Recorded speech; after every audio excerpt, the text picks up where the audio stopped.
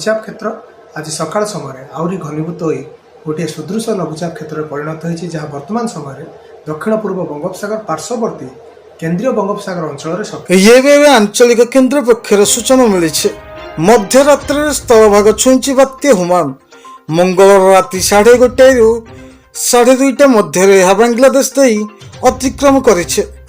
भुवनेश्वर पाणीपाग विभाग सूचना अनुसार दक्षिण पूर्व चिटगांग ठारू 40 किम दूर यह केन्द्रीभूत होता।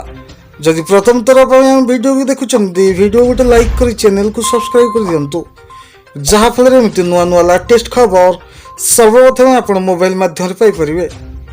यह दुर्बल हो बांग्लादेश उपकूल अतिक्रम करिछे।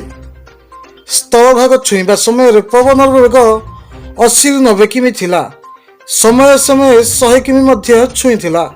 बात्या हुमान को नहीं जदि ओडिशा कौन विपद सूचना नहीं तेज मत्स्यजीवी मान 12 घंटा समुद्र भितर को न जावाई सतर्क कराई पाणीपाग विभाग। अन्यपेक्षा आगामी किछि घंटा मध्य बात्या हुमान गभीर विपद परिणत होबार संभावना रही। यार प्रभाव आज मिजोराम प्रबल वर्षा हो पारे। सेहीपरि ओडिशा उपकूल समेत सुंदरगढ़ मयूरभंज केउंझर रायगढ़ कोरापुट और मालकानगिरी जिलार गोटे दुईटी स्थान में सामान्य मध्यम धरण वर्षा होबार संभावना रही। दर्शक यहीपरि वीडियो देखा चाहूँ आम चैनल सहित जोड़ी हो रुहतु। आम चैनल को सब्सक्राइब कर बेल आइकन को दबाई रखु। आम विदाय नहीं। नमस्कार, धन्यवाद।